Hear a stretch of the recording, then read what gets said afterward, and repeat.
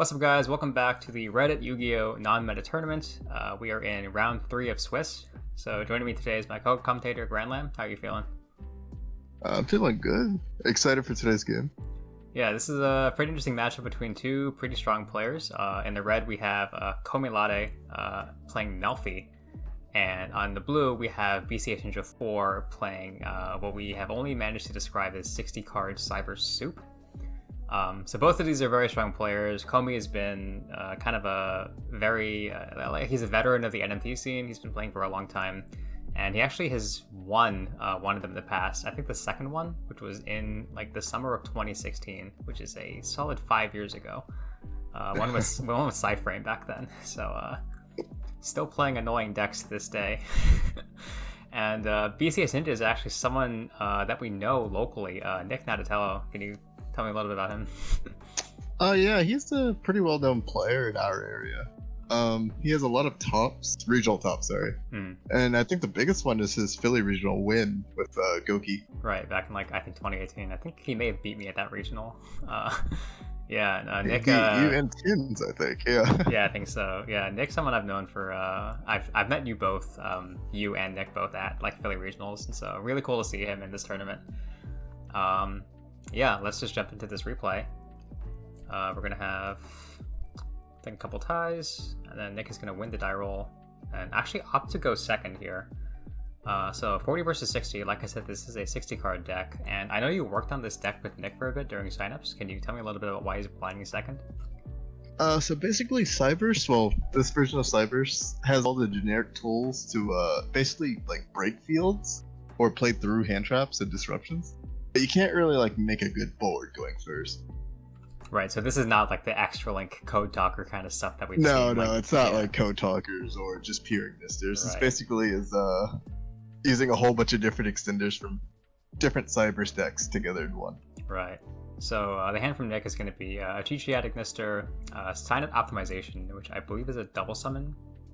Yes. Yeah, Dotscaper, which is a great extender, Lady Debug, and Mathmech Edition, which is, I think, also just a generic Cyberse extender in this deck.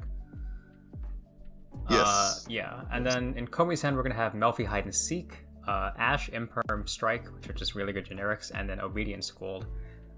So a lot to talk about here. Hide and Seek is a pretty good, kind of similar to Prank Kids Pranks, where you can just shuffle back stuff and draw a card, which is good, and it also protects your cards from being destroyed by card effect. We will see if that comes up. And then Obedience Schooled is really kind of the star of the deck. This card is really, really ridiculous, because it special summons 3 level 2 or lower beasts, and then they are have the effects negated and they're destroyed in the end phase. But also what's interesting, and I'm not sure if this is going to come up during this match, is that this is not once per turn, so kind of crazy. I've seen Komi play Obedience School and trade in the back row and then have his board get cleared and then play a second Obedience School, so that can just be a little overwhelming. But yeah, any hand with Obedience School and no Ash from the opponent is going to be solid, so probably going to see him start with that. Going to summon out Puppy, Caddy, and Kalantosa. Right, so for those of you who aren't familiar with how this deck works, the Melffys summon themselves from hand in the end phase, and then while they're on field, they kind of do stuff if your opponent does stuff. So when they summon monsters, Puppy summons a beast from the deck. It tags out into a beast from the deck. So if you get Kalantosa, which you probably will, this targets a card in the field and destroys it. So Puppy is effectively a quick effect pop. And then Caddy is the same thing, but it's a Rhoda, and one of the cards in this deck is kind of this Excel Synchro card from hand. I think it's Hop Your Squadron. Yeah, Hop Your Squadron. Right, so you can summon that, and then you can Excel Synchro into a Herald of the Arclight, which is just another form of negation. So yeah, he's going to overlay for Melffy of the Forest. This is kind of the Rhoda. It also adds spell traps. And then activating Hide and Seek to protect us from cards like Ogre, if those are played. Gonna add another Caddy. Right, and then normal summoning the Caddy, overlaying. Yeah. Is he gonna summon the new XYZ? Yeah. Yeah, this is in, what's it with this? Phantom Rage. Phantom Rage. Right, and this just has a tag out, which seems a little strange, but the cards you summon from Obedience School are gonna get destroyed in the end phase. And so Joyous can just tag itself out and let you kind of keep that advantage. And this is also gonna get back the Puppy that's in the graveyard. I believe it triggers Kalantosa too. actually. Oh, does it? This is... Yeah, special by the effect of a beast Yeah, monster. it's a beast monster, so. Right, that's pretty neat. So we're going to set Strike Imperm and have the action hand, so this is a very strong turn. It's very, like, modest, because you just see, like, 2 little beast Stixies, but this is a lot of disruption. Drawing Flame Buffalo for turn, and then it's going to activate... Next starting off with optimization. Okay. Right, for the double summon. So he's going to Joyous here. Yeah, like you said, this is going to trigger the Countessa, so that's a pop. That's going to get rid of the optimization. He has to use his actual normal on Buffalo immediately. So thinking here... he's puppy. He's gonna puppy immediately. So this is a weird trade, because this Buffalo is still gonna trigger when he gets rid of it. What do you think about this play? I feel like it's really like unequal. It's 2 cards for 1. Right, he's but gonna ask the draw, yeah. Yeah, Comey thinks that getting rid of the normal summons probably gonna stop the turn, which I think is correct. Right, because this deck is reliant on cards like Microcoder, right? And so if you don't have monsters on the field, then you really can't get started. Nick's just gonna pass. Yeah, draws another Ash. This is gonna stuff out a lot of potential follow-up. Do you think Melffy could kill on a blink board? I mean, none of these monsters have over 500 attack, so I'm a little wary of this deck's kill potential. But I have been surprised by this deck in the past. He's gonna grab copy Melffy tag. Gonna link into Mrs. Radiant. This is a hell of a throwback. I think this is one of the oldest link cards in the game. Yeah, second. It's first set Code of the Duelist. Right. But Decode came out before. In the starter deck, right? Yeah. Yeah, and like you said, this deck is gonna have a lot of trouble killing, so maybe he just plays this for the attack boost and adding kill pressure. It's also a beast, which is really cool. And it has a little bit of recursion, which is nice. And then this is also gonna fill up his grave, so he can use Hide and Seek to draw. He's drawing into another puppy, not the greatest. Gonna normal summon it, overlay into Joyous. This does have actual like attack points, which is cool. So. Oh yeah, it's a big boy. 2,500 is 19. Yeah, 4,400 total. Setting Melffy tag. This is just a reborn, I think. Does he have a Melffy in graveyard right now? He has Caddy, yes. Caddy, okay. So this is effectively just another disruption. And then gonna draw Baru for turn. Joyous threatening another pop. Yeah, probably gonna start with the debug in this hand, I would imagine. Yeah, Invented Debug is the move here. Trying to go for Microcoder, but this is going to get impermed. Important because it doesn't destroy. Right. He's going to allow the Balings to be summoned here. Going to go for Sanctuary. Activating and then using Addition. Yep, giving Balnix a Thousand attack this time. Right, and there's none of the Code Talker extenders in the hand here either, so... I feel like Nick's hand is quite weak. He has 2 Ignisters in hand, but no Island. Yeah, he really needs the field spell. He's gonna puppy on summon, and that's just gonna be the end of game 1. So yeah, that pop would have just completely stuffed out what's going on here. Yeah, interesting stuff from the Melffy deck. Starting up game 2 here, we're gonna have Nick elect to go first. Opening hand is Sign It Mining, Salamander Spinny, Hate Trunade, which is not a card I expected to see in this hand. Pot of Desires and an Ignister AI land. So, can you tell me a little bit about this Trunade? I think Nick just forgot to. You're totally right. He meant to go second. Okay, that's a little unfortunate. But what can you do, right? So this is probably meant to just be like part of his whole going second strategy. But I feel like this is still a fairly solid hand. Apart from that, at worst he can kind of use his Hate Trunade as discard fodder for this mining. Yeah, Sign Up Mining and Island is always going to be combo in this deck. Right. This card's a little ridiculous from what I remember. It seems to just spam out Ignisters. Yes, as long as it's not the same attribute. Right, because you can use this multiple times, and it also for some reason recurs itself, which is pretty cool. And then the opening hand for Komei is going to be Caddy, Nimble Beaver, Calantosa, an Obedience School, and an Imperm. So Nimble Beaver here, I believe, is used to kind of facilitate like rank 2 plays. Going to like cards like Joyous and Melffy the Forest, and then the Imperm is going to hopefully have to be enough for him to stop this onslaught of Cyberse cards. So we're going to start off with a mining, pitching the Spinny actually, keeping the Trunade in hand, adding Debug. So Debug probably going to grab Microcoder here, or attempt to Cutting at out least. the Imperm. Yeah, Yeah. Imperm. And then Desires.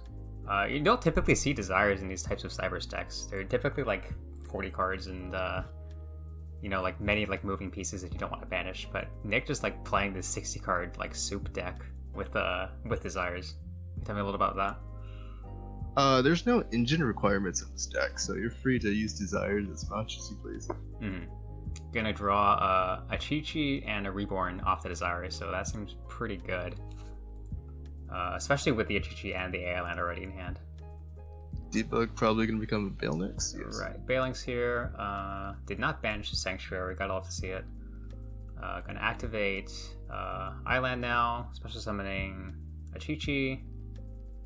This is going to add Picari, so this is the Rhoda for the spell traps. Are we gonna see a Wicked here? Yeah, gonna go into Wicked. This is a really strong link too. I've mainly seen this in Math Mech decks, but this is just a really strong Cyberse card. It adds a Cyberse tuner when you special summon a monster to zone at points too. One of the main playmakers in Ignister is the tuner. Right, which I guess we're about to see now. Yeah, he's gonna special summon the Picari with the Island. Gonna use both Picari and Wicked. Vanishing Mining, I don't think that's possible, but shouldn't make a big deal. I think the players are gonna catch. Yeah, as Reborn and Baruru.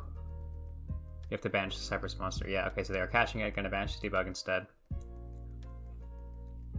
Thinking here, gonna Reborn back the Chi-Chi.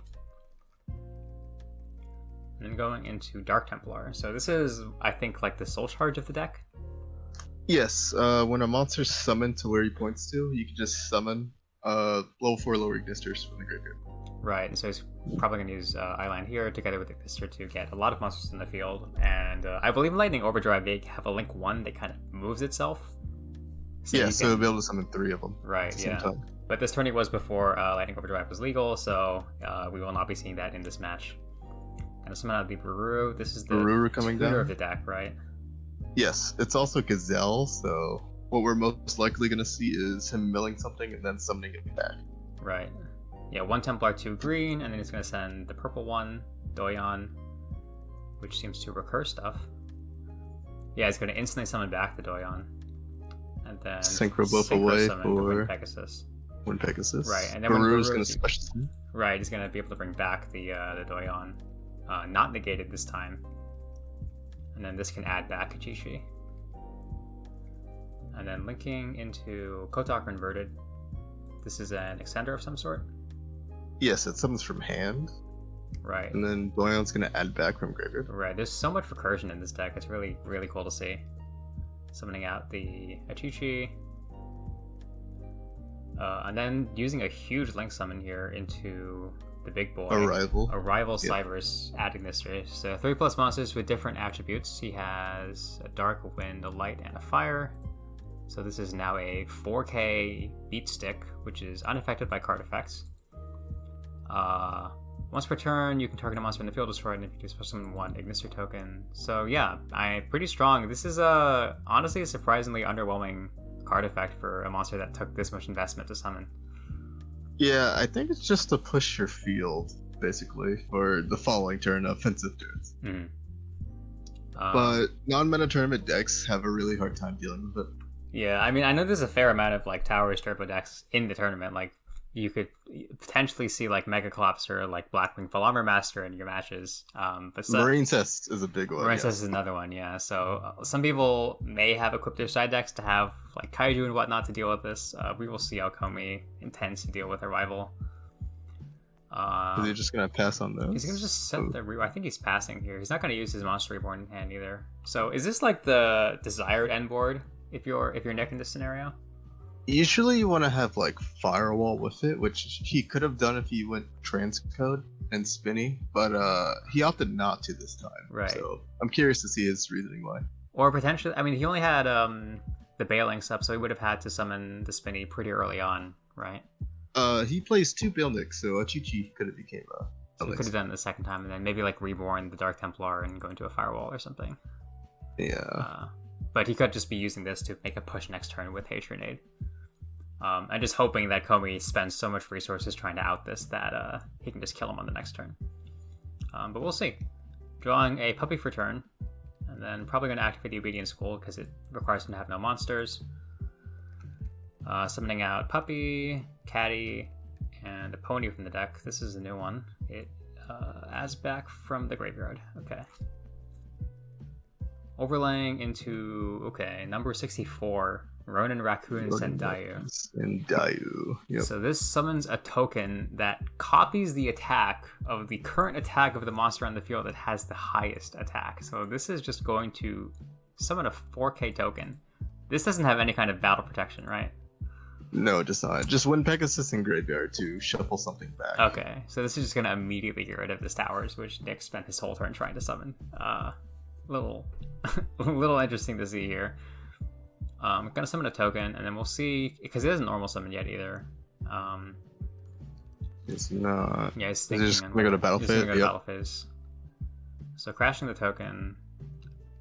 Nick not opting to use Wind Pegasus here. Which I guess is understandable, because there's nothing, like, none of these cards are that important. So maybe wants to save it. It takes 1,000. Main phase 2, normal summons Nimble Beaver. Gets another Beaver, and then just overlays into Melffy the Forest, which Melffy the Forest, yeah, yep. This is the Rhoda for a Melffy card. Right, he's going to grab Hide and Seek because he already has Cat and Puppy. And then linking off. Yeah, this is an interesting choice because this isn't doing that much for you. And maybe you want to keep the Ronin or something. So I'm not positive if you go for that, but something that just occurred to me is that maybe he's trying to fill his grave up because he wants to get the recycle for Hide and Seek. Yeah, I could see it. Yeah, because now he has 5, and before he would have only had 2. And the Puppy would have died during the end phase anyway. Yeah, gonna use Hide and Seek here on Sendayu, Nimble, and Pony, shuffling them back, drawing a card. Ooh, gets called by the disruption. Yeah, this is pretty good. This could stop Nick's Eye Reborn. Mm-hmm. We're just gonna set it. Okay. End phase, trying to summon 2 Melffys. Says I summon them before and main phase 2. Right, because these can trigger on his own turn, so this is a very heads-up play to get your special summoning out of the way before the Melffys hit the field. Targeting purple. Yeah, Doyon. So there's an interesting resource loop between these cards. Oh, okay. Reborn can bring back Doyon. Doyon can add back a card, and then when you go to link summon with Doyon, you could add back the Reborn. Right. That seems pretty good. Hey, he's gonna add back the Bakari here. And then allows Komi to go to end phase. Gonna summon out Puppy and Caddy. So pretty solid setup. He managed to get rid of the towers with honestly extremely little investment and set up a board that he pretty similar to what he had in game 1. Gonna draw a Paralog Seed for a turn. That seems very, very good if you're Nick. From Komi's board, I see I think 3 disruptions, so this is gonna be interesting. Right, the Puppy's gonna tag into another Kalantosa, assuming he plays 2, which I think we saw 2 in the first game. And then this can grab the Excel Synchro card. But he's gonna think in draw phase here, which is interesting. Okay. Gonna use a Call by the Grave on Wind Pegasus. Do you think there's a reason to do this in the draw phase? I guess he wants to make his Kalantosa. Sorry, that name's really hard. Yeah, no, that's right, Kalantosa. To get through without having Wind Pegasus trigger, since it's cost to banish. Right. I'm thinking you could still just hold this for you go Kalantosa Chainlink 1 and then call back Chainlink 2, but I guess it doesn't matter that much. He's just gonna use this now. Yeah, I noticed the Hatred in his hand, so it probably would have happened either way. Right. If he had waited, he would have, I guess, forced this out, but we'll see what ends up happening. Linking off the Doyon for a Lingerevo. This is going to trigger both Doyon and Paralog Seed. So he gets back the Reborn. And Paralog is going to summon another Paralog from deck. He's thinking on Res. So what are you scared of here as a Melffy player? So as Ignister, there's a rank 4 that can pop cards called Light Dragon. It's also in Dingirsu. Right, and the Dingirsu would definitely come up as it would protect from this Kalantosa. So he's thinking here. I'm gonna go ahead and use Puppy, actually. Okay. Just opting to eliminate one of these level 4 monsters. Yeah, Kalantosa popping a Parallel. Normal summoning Bakari here. So this will add... Bakari switching out a Spell or Trap. That's a second Reborn. So maybe he doesn't play another AI Spell Trap, because this is hard once per turn, I believe. Yes. Right. So just getting a second one, which is fine. You can use this on your own turn and then on their turn. And going for rank 4 anyway. Let's see Light Dragon come out. For Light Dragon. So you can detach and destroy stuff. They will be protected by this hide and seek, which may come up if this manages to resolve. And then this also has an effect where it protects your own monsters, and it has a battle damage effect that revives stuff. This is pretty good. This probably is going to trigger Melffy of the Forest. Right, on the summon is going to use Caddy here. Going to come back, add Hop Your Squadron. Melffy of the Forest effect. So when a Melffy goes back to your hand, you can target a face-up monster your opponent controls. It can't attack, and its effects are negated while it's face-up. So this just totally invalidates the Light Dragon. Pretty cool.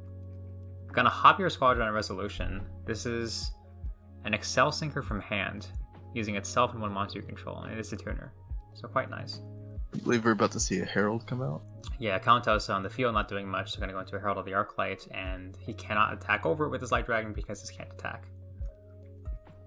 So pretty cool stuff coming out of Comey. You can use Reborn here, target green guy. Going to immediately Herald this. I guess Negated. This gets beaten over. This doesn't even beat over it, but he'll be able to link into another monster that could beat over this, I guess. And then, let me just double check that this is used once per turn and not activate once per turn.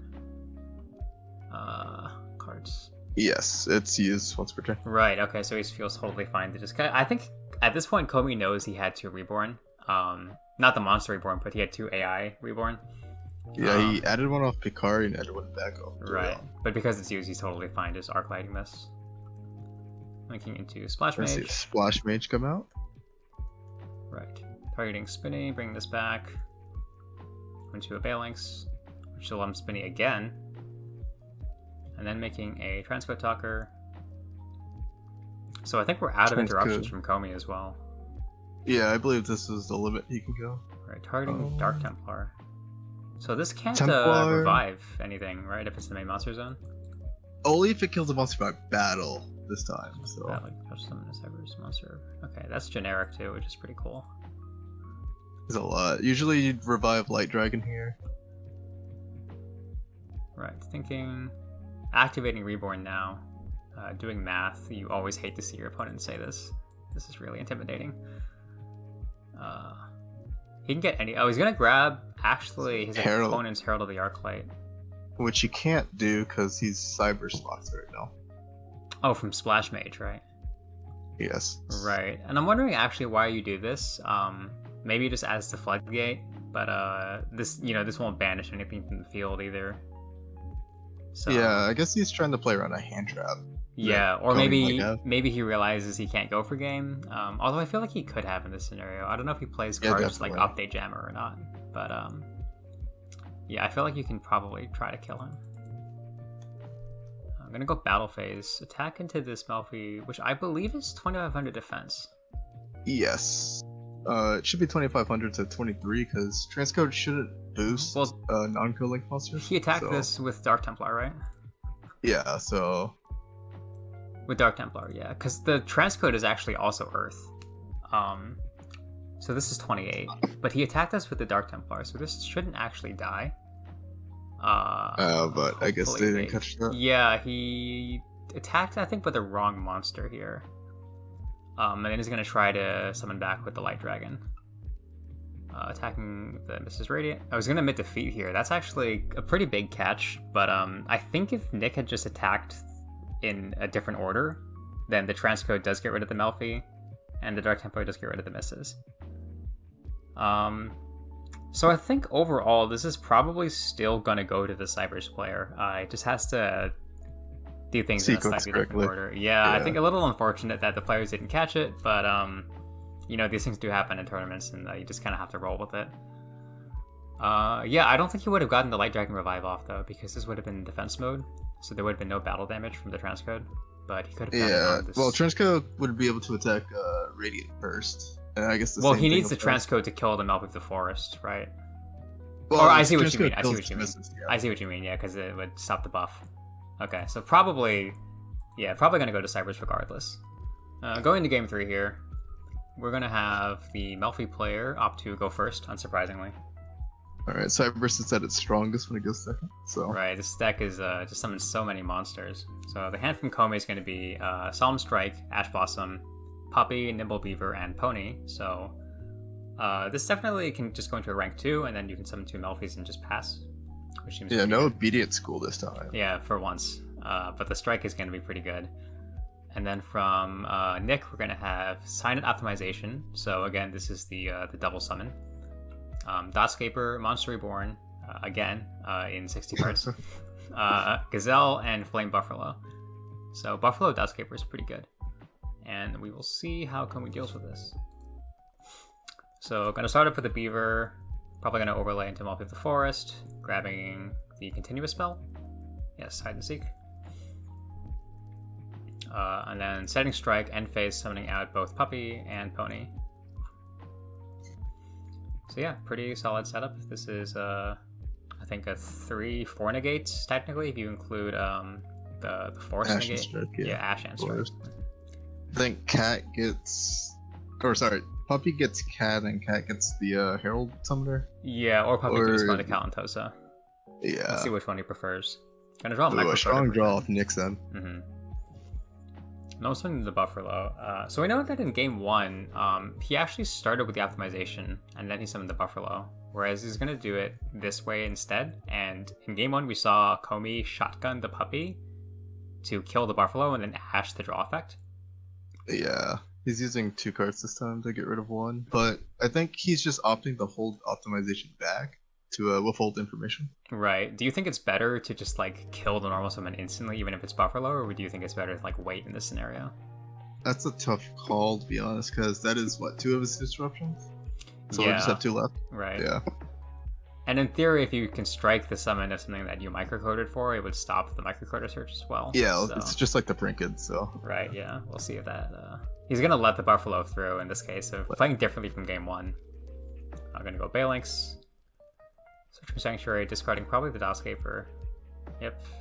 Drawing two both for strong Ignisters. cards, Right, but no island to like make use of it fully. Right. Does he have a way to summon these at all then? Yeah, the Code Talker inverted. Mm-hmm. Right, okay, that should be pretty good. Dotscaper bringing back itself. And then using the microcoder to summon Oh, we're about inverted. to see it. Right, Actually. exactly. Gonna strike here. This is really strong. This is so much value. Because this is gonna stop the microcoder search, and this is not properly summoned, and you can't bring out your Ignister anymore. So that's very good. Still has Sanctuary. 2 or 3 more extenders in hand. Yeah, he can optimization here, and then just normal summon one of these. But he's gonna opt to Yeah, Sanctuary. searching island will be major here. Right. He probably wants to get this out of the way first then, because he can't, he can only have 1 field spell. So. Yeah. Gonna reincarnate the Gonna Balinx, relink. and then Because Zell's gonna trigger here, Gazelle. maybe? Yep. summon Stalio, right? Maybe not. Gonna send Spinny. Bring itself back. Something strong here is he can make Wicked too. He's gonna Splash Or Mage Splash Mage instead. works also. And this is probably gonna be Kalantosid. Yeah, plop Splash Mage. Yeah, this is a pretty high value card. I think you would want to pop either this or the transcode. So, pretty good stuff. Kalantosa, getting rid of the Splash Mage. And then Optimization comes out he's finally. just gonna go for it. Going for Yeah, Picari. Pikari. Do you think you Yeah, ash this? Ash? Because this gets the veil I spell. imagine he ashes so this. Probably, right? Yeah, he's gonna have to. Still a reborn Yeah. from Nick. Yeah, he His can just hand keep is going. insane. So Melffy the Splash Mage. Forest is gonna have to get him there. Yeah, this is his last interruption. He's not gonna use Pony. Can he use this actually? Does he have a beast? Yeah, there should be a Nimble Beaver. Oh, he has a beaver, so he could have ponied here and then used Melffy to negate Splash Mage, but maybe he's holding it. Maybe he's waiting for Templar? Potentially. Who knows? Ooh, back strong micro. special weapon. Oh, because it's never activated, right? Yeah, so he can either add a spell or trap or a level 4 Cyberse. That's really, really good, because I never considered that because he struck the summon of the inverted that this like wasn't actually ever used. So he can use it here. Yeah. Transcode off. This is gonna be co-linked as well, so we can't Melffy of the Forest this. Gonna add Prohibit Snake. Alright. I believe you can't do that. It has to be specifically level 4. Has to be exactly 4? Right, okay. Interesting. Again, hopefully they catch this one. Oh yeah, he says, oops, in the chat, so they are catching this. He's gonna, I think, just grab Mining here instead. Okay, yeah, same thing. Yeah, this is gonna cost him a card, but the Ashes are already gone, so he's just gonna really valuing this Prohibit Snake search. Yeah, dude, is there a reason why like he really wanted this that badly? So when you have a rival and Prohibit Snake, it's actually almost impossible to out that with non-meta tournament decks. Right, so short of like a Kaiju or something, because if you try to like kill it, like if Komi tries to do the same Sandayu strategy, crash a token, you can just Prohibit Snake. And then in the graveyard, this recurs itself. Because it's not just itself, it's anything. It's anything, okay. Yeah. So your arrival is going to kill everything once every turn, and you can just continuously add this back or add other Cyberse cards back. Alright. Yeah, it just becomes really hard to out. That's pretty good. So transfer targeting Splash Mage. You're getting Mage back, okay. Yeah. And going Battle Phase. So never an opportunity for Komi to use Pony into Melffy the Forest here. He could have maybe done it on the Splash Mage, but he could have figured that was too low value. Yeah, I'd imagine. Yeah, I think getting punished for it a bit here, because he may have forgotten about the Microquitter being revived. I think Nick is going to get punished here too, because they also trigger on attack, right? They do, or at least Pony does, but he's getting rid of the Xyz first. He probably should have like saved transcode to attack Pony instead. Right.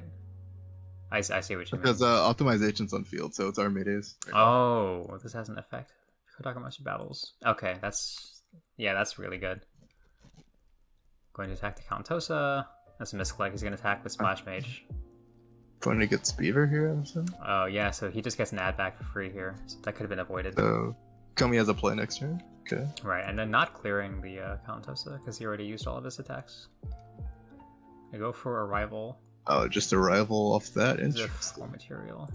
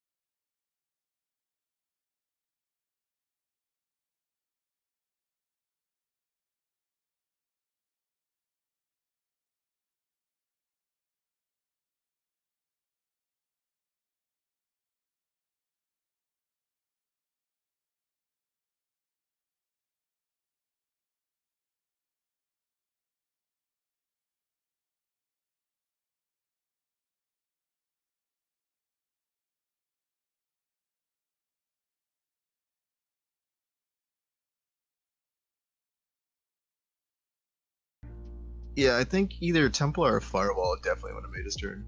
So much better than what this is. Arrival Pass can't beat the spell card, I guess. Right, and maybe seeing the Sandayu from game 1, you go for a different route than getting Prohibit Snake and passing on Arrival. Yeah, definitely. Sandayu is actually just specific out to this card. That's Yeah, kind of really, really interesting that this card is putting in so much work against a rival turbo. Gonna hide and seek here for more advantage. Drawing Rescue Melffy Cat. That's an grind. insane draw.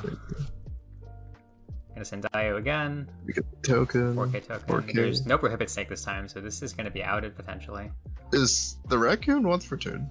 This, I would assume so. Yeah, once per turn. But if you have 2 raccoons, you can. Yeah, if he makes a second one, I think that's just game, isn't it? Well, he would attack with the first, attack with the second. So the second. Well, yeah, token's you make 4K. one. Both raccoons Summon are a 2K. token that make misses. Well, the 2 raccoons themselves are 2K, so summoning misses is like not more attack, right? Well, to make the tokens bigger, so they'll be 45 each. Right.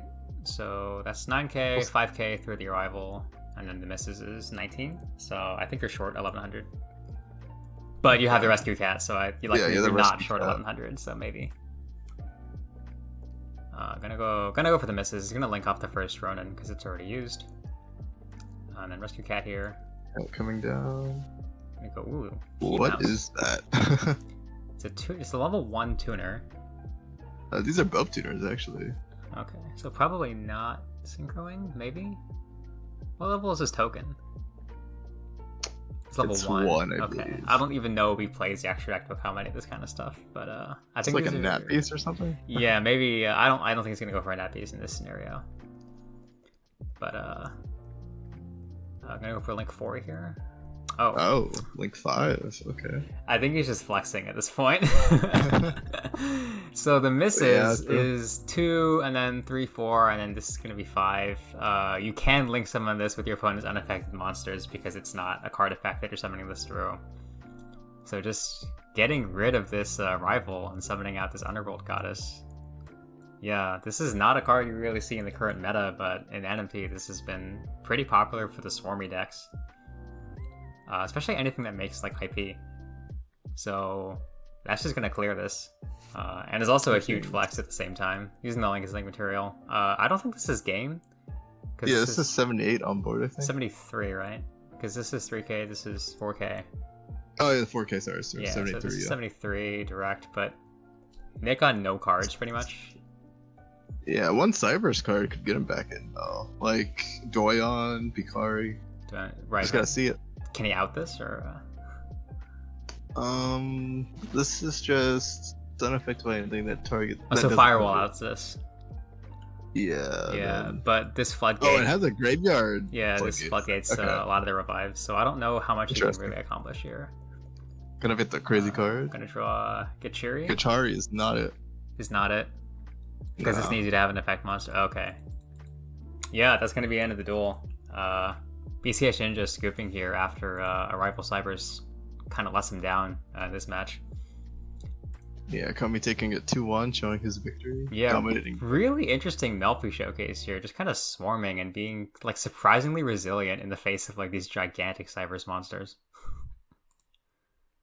And I mean, like, I was impressed by the Cyberse deck too. Like, I think this deck's ability to just plow through disruption and still summon like really big dudes is kind of impressive. Yeah, his first turn was kind of crazy. Yeah, but this Melffy deck is just so surprisingly annoying in terms of like how resilient it is that I don't think Nick was expecting. I think like one of the highlights of NMT for me is that like people don't know how to play these weird mashups, right? And if you give them a little more experience, they probably get the hang of it. But you have to really be good on your feet and like improvising in these weird scenarios. So yeah. Some interesting routes that this duel could have gone, but we got to see the one where Underworld Goddess outs a 4K rival, so I'm pretty happy with how this game went. Yeah, it's pretty cool. Yeah. Okay, awesome. Pretty neat stuff. I think that's going to be it for this feature. Remember to like and subscribe to see continued commentary and coverage of the Nonmeta tournament. Any closing words? See you guys in the next video. All right, see ya.